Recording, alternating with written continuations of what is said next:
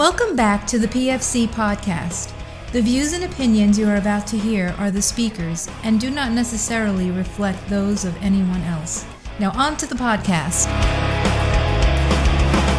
Welcome back to the PFC Podcast. This is Dennis, and today I'm with Jason.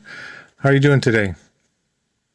Good. Thanks for having me today, Dennis. I appreciate it. I'm a missionary surgeon that works a lot in the UW environment, and just here to help answer some questions about wound care. Hey, perfect.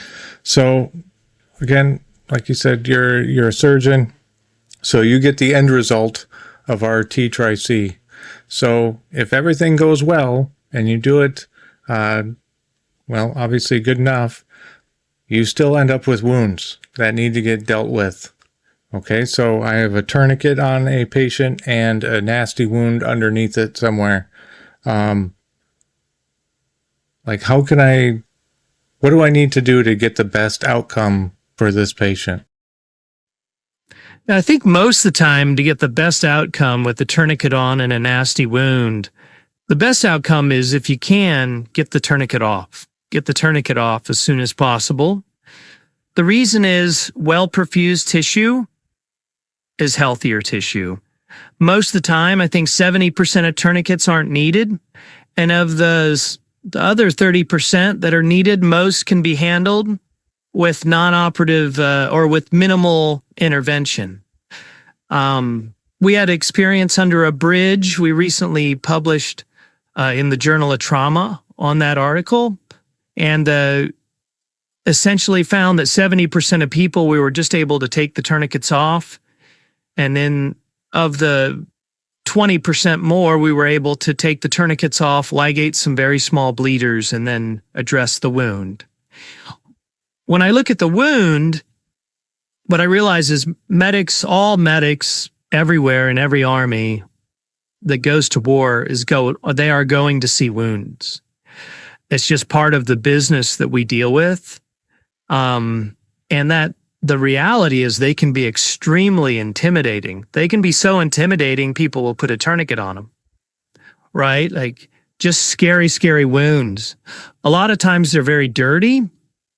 They have foreign bodies sticking out of them or maybe deep inside of them. They're jagged. There may be bone involved. And those wounds can be extremely intimidating, and they're also happening to the patients or the medic's friends. Yeah, absolutely. Now, obviously, before in-depth wound care, we need to handle this tourniquet, and taking a tourniquet off is really scary because you need a bunch of blood. You need to have a controlled environment. The patient has to be resuscitated already. Is any of that true? Yeah, I hate to go against some, maybe even some of the smarter, more intelligent, more thoughtful people. The truth is, they're a lot more theoretical than I am. And what I mean by that is when you're standing under a bridge 2 miles from the front line and you have 30 casualties coming through, you don't really have time to mess with all the silliness, and you don't have the blood. What you have is you may have a bunch of people who, if you don't get their tourniquets off, they're going to have a worse life. So it's as simple as taking the tourniquet off. There's some publication about taking the tourniquet down slowly. And I think that's a mistake. And the reason I think that's a mistake is because you never want a period of time where the vein is blocked, but the artery is open. So once your tourniquet is below arterial pressure, you need to get it below venous pressure as quickly as possible. Otherwise, you have blood going in with no way to go out. Yep, compartment syndrome. I literally just take the tourniquet completely loose and then look at the wound. And if the wound bleeds badly right away, you know what I do? I put the tourniquet back on. Yeah, that's what I do. And if the wound doesn't bleed badly right away, and most of them won't, then I leave them loose and I start addressing the wound. I start addressing the wound. Yeah. I think a lot of those recommendations have good intentions about how to not dig yourself into a hole by just randomly taking off tourniquets on patients who actually did need them. However, you can go too far, and you can make people actually afraid to take it off because I don't have all these resources available, and I don't actually know that my patient has been fully resuscitated because I've had him for 10 minutes. So I'm just going to leave it in place, right? And I'm hopefully either get him out fast or I'll deal with it later. And there is no minimum time that a tourniquet has to be on before it can be a viable thing. If you see a wound, like, you have stopgaps, you can put the tourniquet back on. You have pressure points that you can use at least on some bleeds, and all you need to be able to do is control the injury, and you can pack the wound appropriately. Yeah, I was watching some kid get excellent training. I don't think he was a soldier. He was getting trained by a soldier, and he ran 100 meters, ripped out a tourniquet, dove under the table where the patient was, threw the tourniquet on the leg, put it up, and within 30 seconds from start to then, the tourniquet was on and tight. And you go, wow, that is amazing. The one thing I definitely know is that same young man, same young person, could have easily loosened the tourniquet, saw that it was uncontrollable hemorrhage, and tightened it within a second or two. Like, the actual risk to the patient is pretty low just by taking the tourniquet completely loose and really starting to look at the wound. If it bleeds, you're not going to lose any catastrophic blood loss in that 1 or 2 seconds that it takes him to see that the tourniquet was never probably indicated in the first place. For the patients that are having bleeding, most of that bleeding is so insignificant. It's so manageable. And then occasionally you'll see someone and you go, yeah, that guy needs a tourniquet. Well, if it's that obvious, just leave it on. But most people just don't need them. Yeah. I mean, I bet in those 30 seconds, which is, I don't know, lately I've been thinking, like, when did we equate fast with good when it comes to medicine? I put a tourniquet on in 30 seconds. Great. Did you include an assessment in there to determine did he actually need one or not? Because if he didn't need one, you just wasted 30 seconds on something that they didn't even need. I've done a little soul searching on that, and what I realize is it's a lot. You've been a forward medic. I have not been a forward assault medic with an assault force. I've just never done it.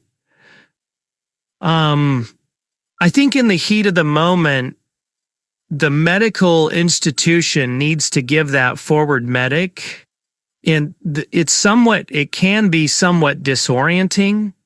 And if what they're going to do is throw on the tourniquet, I have zero problem with saying, look, if you want to put tourniquets on everyone, I think you're right.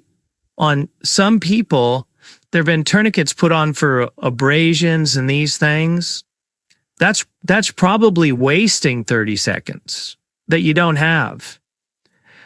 Which is, that for me is where the surgeon kind of shuts up and lets the old medics teach the young medics, hey, let's not waste this time. There's no blood. There's no pooling of blood, there's no spurting of blood, and there's no amputation. No tourniquet. But I think for me as the surgeon who doesn't need to be overly judgmental, it's like the medic gets to choose to put on, in care under fire sequence, that medic gets to do whatever that medic wants to do to stop massive hemorrhage, whatever massive hemorrhage is in his mind in that moment. But as soon as they get back to the tactical field care, or the evacuation, or if they enter a prolonged field care, or like I am in this definitive field care environment, at some point, you really have to look at what's going on. And you can't say, oh, I did a stopgap procedure and now it's going to be definitive care. That'll be catastrophic. So at that point, you just got to take it off and see what you have. No, I don't mind unnecessary tourniquets per se, as long as the person putting them on is also comfortable taking them off when he gets a moment to actually sit and think and do the right thing, like polish things up. And from like an operational level, like, yeah, sometimes you just got to go and you're going to do things, like you said, as a stopgap. To get the patient out of the way so we can accomplish the mission. But I think the people that you put potentially unnecessary tourniquets or really any other intervention on, you had better be comfortable unwinding that to get the patient what he actually needs. I agree with you. I think we are going to have we in the American military, and I think the West, and maybe even outside the West, globally, if we enter a large global LISCO, we have two options. One, train everybody who puts on a tourniquet to be able to get them off. Or two, move someone within 2 hours of that battle, wherever it is, whatever that means, who's a professional tourniquet taker offer.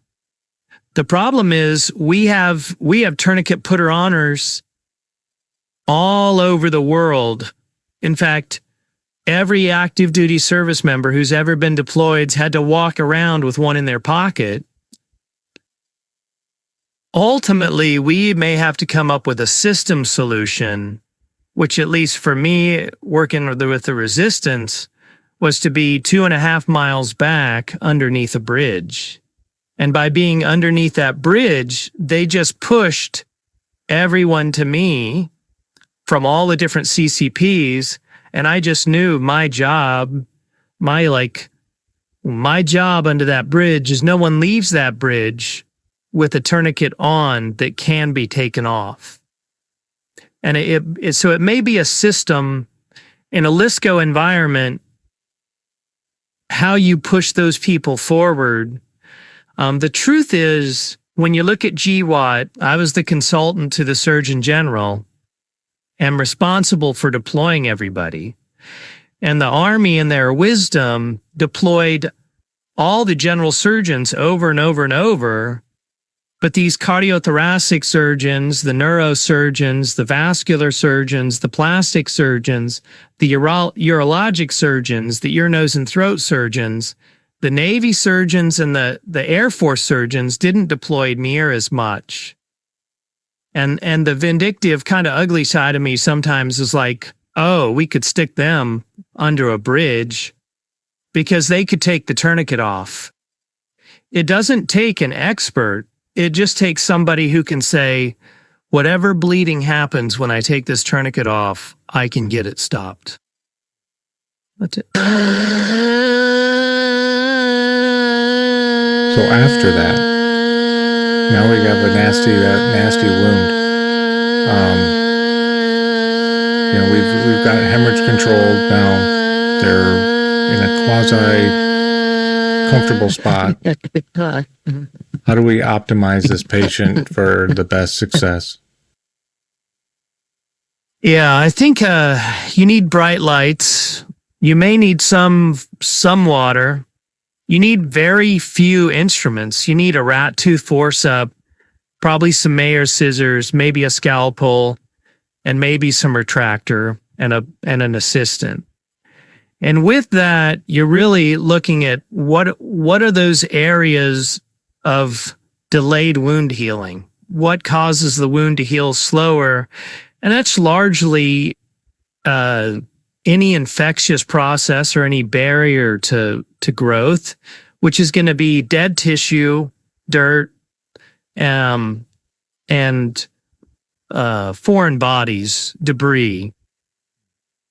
If you can get that out of the patient, their wound, they're generally healthy. Most of them will perfuse their wound then. And you're gonna expedite healing. So it's about having the courage to get out the dead tissue, the dirt, and the debris to allow them to heal. That can be a challenge.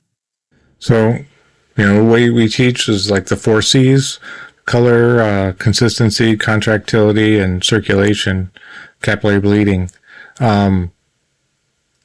Depending on kind of the timeline of that wound, it's easier or not easier to kind of find where that line of demarcation of like, that's dead, that's not dead. If you had to err on one side or the other, meaning one side, I'm going to be conservative. Yeah, sure, there's going to be some dead tissue in there, but I'll leave plenty of room for somebody else. Or more aggressive, and I'm going to clean this out. And whoever's after me, they're going to be the ones that are cleaning up, like finishing the wounds off, right? Which side would you rather land on? Yeah, that's it. What's funny about that is if I had my choice and must say all the risks were the same, then I would choose to leave them with living tissue without dirt and without debris in it. Because a lot of infection, a lot of bacteria can hide in a little bit of dead tissue, a little bit of dirt, and a little debris. So I would lean towards people being more aggressive. Now, I will tell you, as a surgeon goes, I tend to be like more aggressive, and I tend to give people more of a license. Like, I push my medics a little harder than maybe some others would that would say, hey, get out of the way, let me do it. I tend to say, no, you're not done yet, cut that out. Which is okay, that's just variance of people. So just understand when you're filtering this conversation, you need to know who's talking. And I tend to say, the thing that's going to kill them is not having a centimeter less muscle. The thing that's going to kill them is to have an invasive infection that they can't beat. Because, especially early, you have your normal flora, fauna, your gram-positive, gram-negative things that can multiply pretty quick. Our antibiotics, like, stomp all over that. But it's the other things, like the fungal infections and all the opportunistic infections that are going to catch up to that guy who's got dead tissue still remaining. And luckily, your antibiotics have pushed all the competition out of the way so that these things can now start doing their work. When you actually clean the wound out, and the end state being like there is no dead tissue in this wound, I'm assuming that's going to be your goal. How likely, just in your experience, have the patients developed, these like the fungal infections and the pseudomonas and things like that? It certainly has happened. Then we recently had a situation. It's kind of a unique situation where we had a couple of guys with a little less experience than surgeons who were forced to go in and do an amputation. And I know they cut back to viable tissue. I know they did. That subsequently got infected, probably due to a number of factors. It's not something that you see. That's where the delayed primary closure kind of comes in handy. One bizarre thing about wound infection to me is you would think in humid jungles, infections would be terrible. Oddly, the worst places that I've dealt with necrotizing infection was in Niger. I was at a hospital right, I guess right below the Sahara Desert. It's 120 degrees, dry as a bone, miserable. And we would get probably 3 to 5 necrotizing infections a week, just pouring in. And to this day, I don't know why that area was so overwhelmed with infection and why the jungle isn't. When they, what I can say is a general principle, dead tissue is unperfused tissue. A bacteria can live in it because it has everything the bacteria needs and nothing that will prevent the bacterial from invading. So ultimately, you got to get rid of the dead tissue. You got to get rid of the dirt. You got to get rid of the debris because antibiotics will not work in that space. Okay. So you're doing your debridements pretty early? Yeah. We do the debridement very early. And then we keep doing them until we only have living tissue. And so I'm guessing the better job you do up front saves you time on the back end when it comes to opening things back up or taking the dressing off and having to do a re-debridement. Yeah, you're 100% right there. It saves you on a number of things. It saves you on anesthetic. It saves you on patient trust. It gets the wound to heal quicker. It allows you to focus on more of the trouble there is. So if you see a wound that's where the medics went, man, I don't want to do harm. A lot of times in a nasty, dirty, infected wound, what they don't realize is inactivity is harm. Because when you take that dressing off 2 days later, 4 days later, 5 days later, 1 day later, it's all a mess. Versus if you have a more aggressive approach where everything's viable, everything's living except one little area, you can really focus your attention on that area, which means less anesthetic, less time doing procedure, easier dressing to come off, and less pain for the patient. There's so much that an aggressive upfront, and the bacteria doesn't have as much time to be aggressive. You've greatly reduced the burden. So, yeah, I would say aggressive upfront dressing changes or debridement is always the way to go. Now, obviously, I'm not talking about, the wound is over here and I go up the leg or up the arm, 12 inches just to make sure. But it's taking the time to actually go through all the compartments. And if it's questionable, just take it out. Yeah, your 4 C's, you rip that off and I'm like, man, I don't even know that. But that's good, right? The 4 C's, knowing that, hey, is this the right color? What's the contractility? Is there capillary bleeding? What was the other C? Color consistency. So yeah, consistency. Consistency. Yeah. Is this mush or is this like real muscle? Being able to look at that and discern that. And if you go, no, it's not, it's got to go, as we've been talking, I've been thinking about what are the barriers? Because it's not hard, right? This is the color muscle's supposed to be, which most humans won't know, but maybe your medics would. Like, that's not the color it should be, so I'm cutting it off. That's mushy, so I'm cutting it off. This doesn't contract when I pinch it with my rat tooth. I'm cutting it off. There's no capillary bleeding. I'm cutting it off.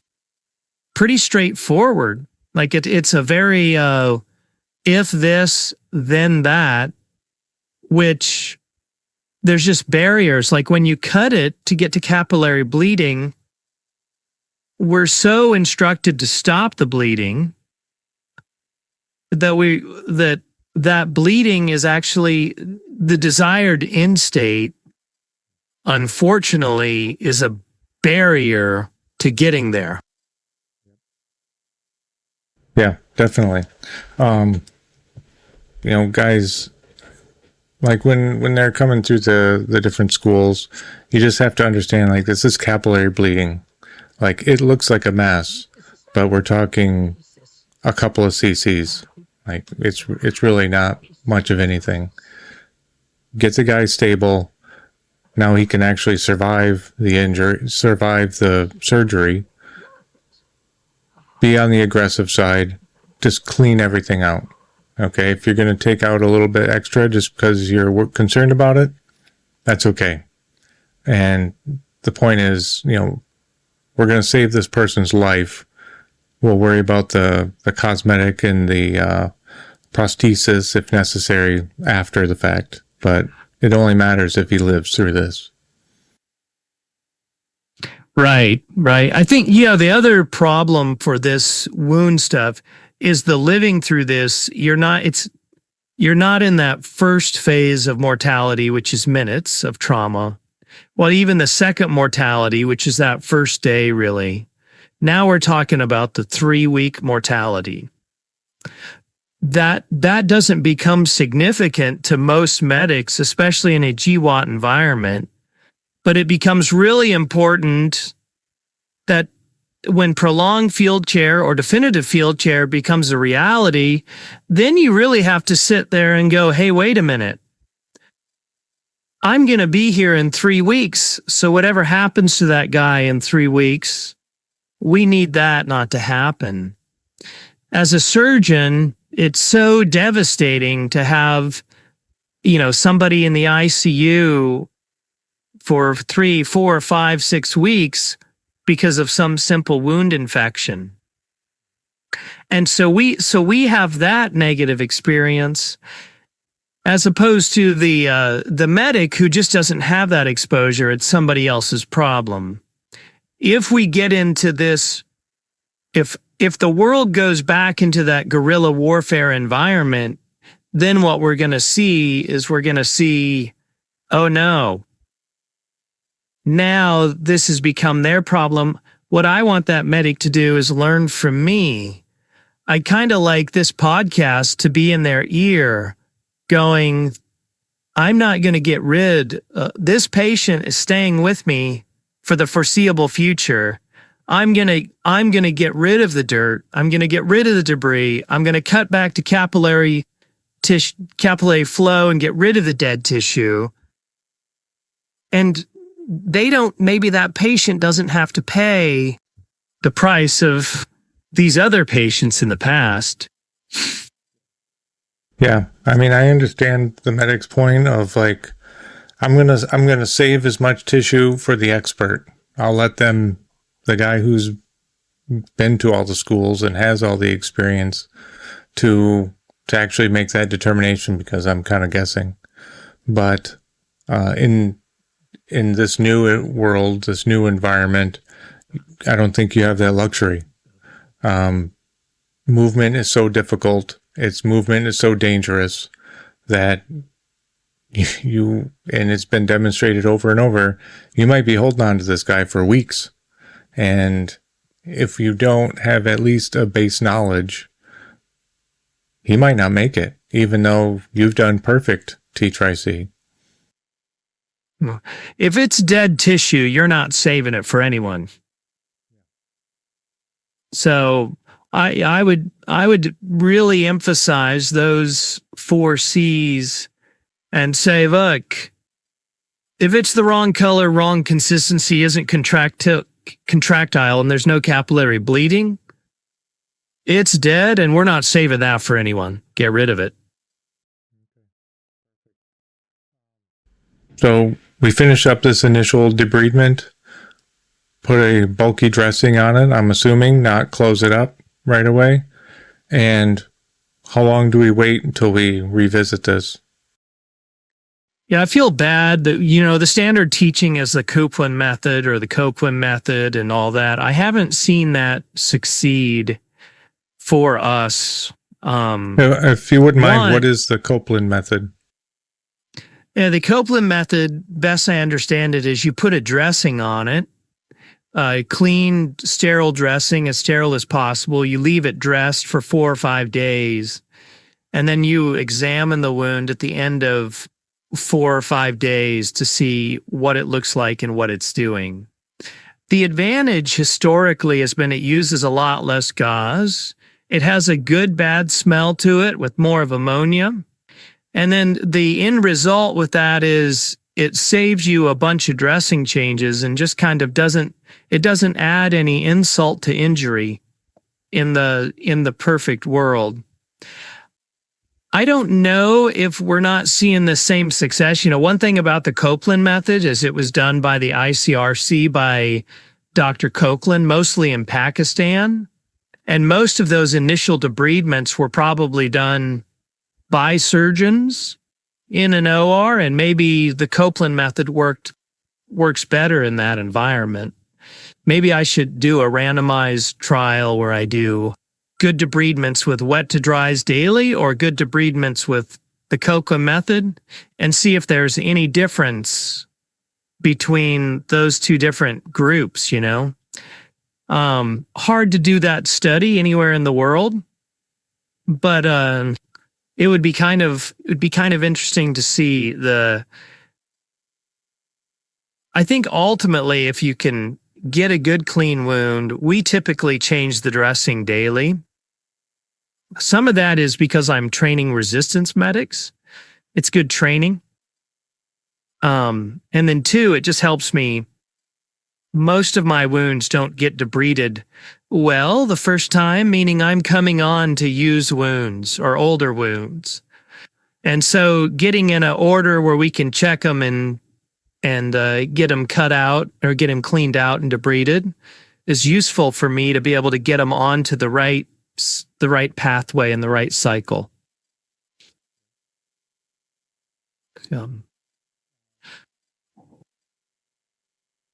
So again, like you're checking them the next day?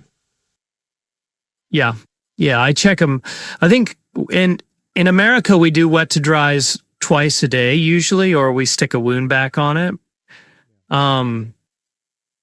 Most of the time, if we're concerned or it's a dirty wound, like a farming accident, we check those usually twice a day, or we check them more frequently early. In our environment, once a day is pretty practical. Yeah, I think, at least from what I remember, the Copeland method, you wait 4 or 5 days. I think the only caveat to that is if the patient has signs of infection, then they take it off regardless of what time it is.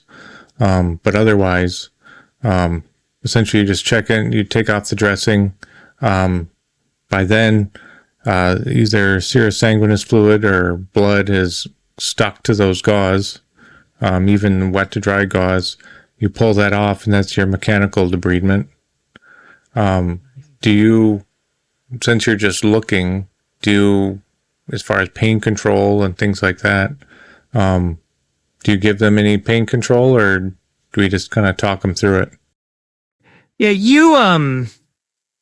I think you may have mixed them a little bit with wet to dries. You definitely take them off daily, and that gets you that micro debridement where you're tearing off a little bit. One of the things that I've found with medics is a lot of times the medics, when they're taking off these dressings, they look at the wound. And I think a really useful thing to do is stop looking at the wound and start looking at the patient's face. Oh, okay. And what I have them do is, as I'm talking to them, I have a look at the face, and if the patient's grimacing or in pain, we just slow down. Okay. Once they get comfortable again, remove, and if I can, I'll even have the patient take off the dressing. I try to have them take it off dry. I don't like them to wet it because that removes some of the scab. I want them to take any dead tissue with the dressing. But by having either the patient take the dressing off or have the medic watch the patient's face while they take the dressing off, a lot of times you can really build trust, and you can quickly get your patient to tolerate dressing changes without any additional sedation, without any additional pain medication. It's a little hard for us with timing. Sometimes we'll move into a place really quickly, and it's hard to either pre-medicate the patient because we get delayed, or we show up and I'm fairly impatient as a person, so I want to get the dressing changes rolling. You weren't supposed to agree to that part, but so I get impatient, and it's so pre-medicating. It can be rough. I've been able to, so far, maybe 90% of patients maintaining and even growing trust. I've been able to take off their dressings and get them swapped out. Oh, then obviously, yep, good point, and I completely blew over it when I shouldn't have. But yes, look at the patient's face when you're taking it off, so you'll notice the scream that's silent. Look at the dressings after the face. What are you looking for? Well, I'd like to know if there's any, what's stuck to that dressing. If there's anything green, that can be an indicator of Pseudomonas. In the wound, eventually we like to see that wound bed turn into this granulation tissue, this beefy red kind of color. That's really reassuring that, hey, this wound's going to be just fine and we don't have to worry about infection. One thing I forgot to even ask, antibiotics. I remember while we were talking, you said the best antibiotic is a good debridement. But do you,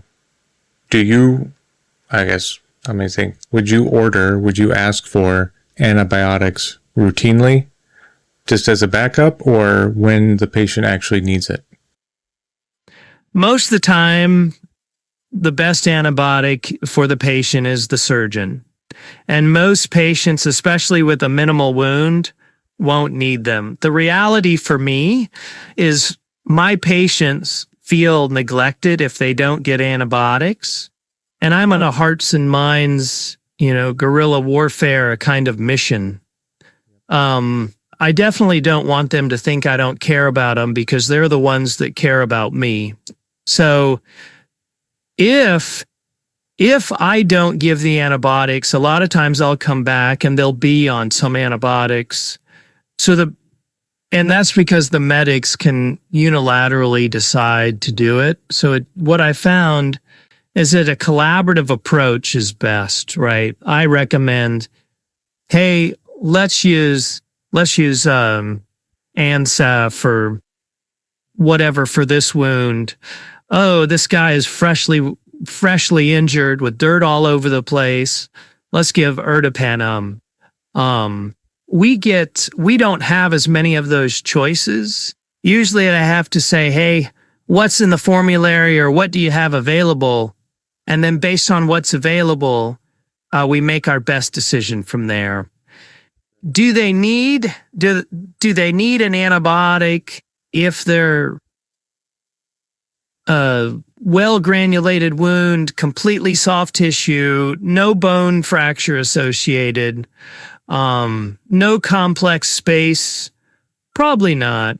If it's some simple calf wound that's injured without any associated fracture, we can probably just wash it out, debride it back to viable tissue, do dressing changes, and it'll be just fine. That doesn't mean that's what happens, but it probably means they would be okay. When you have people who are super sick or very complicated spaces, then or bone involvement, then antibiotics become essential. Okay. Now, like you mentioned, and in a previous podcast, you kind of described, essentially you've collapsed everything down to a couple of pelican cases and you're hopping around on mopeds. So logistics is obviously a problem, or it's a concern anyway. How do you optimize things? Because you don't want to be wasteful with your supplies, but you also don't necessarily want to be stingy either. So how do you handle logistics? Yeah, one thing about partnering with other people, whenever you're partnering with a group of people, if you can use their stuff, that's one of the ways they can really contribute. And sometimes they'll actually even get excited. Hey, do you have any gauze? We could use some gauze. They will be so happy to go get their gauze, or they'll be so happy to get their tape. It does a couple of good things for them. One, it exercises their logistic pathway. It makes them familiar with their stuff, their equipment that they're supposed to be using, and it lets them see how the quote experts are using it. It really reduces my inventory needs, but it also exposes me to what they don't have. They may have, really expensive, costly things, but be missing 1-inch 3 tape that they just don't have anywhere. So, and then they'll teach you stuff like, instead of using tape, we're going to cut this gauze in half, wrap it around the extremity, and then tie it in a knot on the other side. So they may teach you some tricks too. So it is important. There's other ways you can keep your stuff down, like maybe make bigger incisions, use better lighting, be selective on what equipment you choose to take. Instead of take one thing that does one thing, you'll take one thing that does 4 things. Swiss Army knives instead of open socket wrenches type of thing. And then, but yeah, keeping the inventory down is important in the unconventional warfare environment. Or even in Ukraine, like if I was a drone flyer, which I'm not, but if I was, and I saw 20 people moving in 3 trucks with 3 trailers behind them, I would think that would be a pretty high value target. If I saw 2 people with 2 trucks and 2 trailers, that's more than just 2 people walking with a briefcase. So our job isn't necessarily to outrun the bear, to use that analogy, but it's to run faster than the other guy, right? And in the way we do it is we make the enemy choose to target someone else. If we can have them more interested in targeting something else, that's good for us. So traveling light and using their stuff means we don't get targeted. Ultimately, this probably ends into a delayed primary closure or potentially even secondary intent. For the closure, I guess, when do you know the wound is ready to actually seal it back up? Now, when you have beefy red tissue without any cellulitis, healthy skin, it's nice if the tissue can move. Like traditionally they teach, past 7 days, there's going to be no delayed primary closure. My medics have taught me that's not true sometime. I've taught them that that there's some places where that is essentially true. So high tension areas where you don't have a lot of mobility over shoulders, joints, those types of things. Some closure options, it's just better to leave it open and let the wound contract down slowly. But in general, 3 to 5 days is a good window, knowing that you can push. My experience has been in the UW environment, you can push that back a little further, especially if it's in a low stress area. The other thing that I've learned is in resource limited environments, they're okay with less than 100% success rate. So if they get a wound and it's like, well, there's only 30% chance that'll close, they're super excited that 3 out of 10 people, they don't have to figure out some complex closure of wound grafting late or skin grafting later or doing something rotational flap. So they'll take the 30% chance as a win where we tend not to in the United States. When it comes to just wound management, even just the basics of wound management, really, is there anything else that you wish our guys would know how to do? I think overall, like, we have some of the very best medics in the world. You know, I recently was at Fort Bragg at a training facility there and talking with them, and you're like, what an institution. What an incredible group of guys. Like, what an effort. Like, I once was talking to a very advanced assaulter, and he's like, you know, we just want to know that everything that could be done was done to save their lives. And the reality is the American fighting man should know that. Like, it is an incredible institution. It's really, when I look at what happens, it's not courage under fire. It's not courage to do, like, you know, aggress against the aggressor, you know, fight aggression with aggression. It's not that. It's that courage to look at something and go, hey, one of these 4 C's is missing, so I'm cutting it off. That's the biggest. There's those barriers. And I don't know how how such a great institution, I don't know how they help overcome those barriers to care in that moment. But otherwise, I think our fundamentals are very, very good. I don't even know in me, when did I defeat those?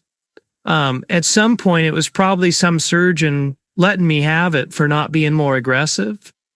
And therefore I just was like, that's never going to heal. Boom. And then I got good job. Ultimately, it's funny how when you have to deal with the aftermath, how efficient your initial look is going to be. Sure, right. Like, we all have different stories in life where we go, oh, I wish I would have done more earlier because that didn't work out like I thought it would. But I think we are very solid on understanding the fundamentals. There's barriers to executing what we understand, and we need to overcome those barriers. I think so. Well, awesome, Jason. I really appreciate you jumping on. Yeah, I'll get on, Dennis. It's a pleasure. That's it for today's podcast. Make sure to go to our website, www.prolongedfieldcare.org. Check out our free downloads and a ton of other helpful information. Grab a bag of our fresh roasted PFC coffee, links in the description below, and stay on the bleeding edge of combat and austere medicine. This is Dennis for the PFC Podcast, out.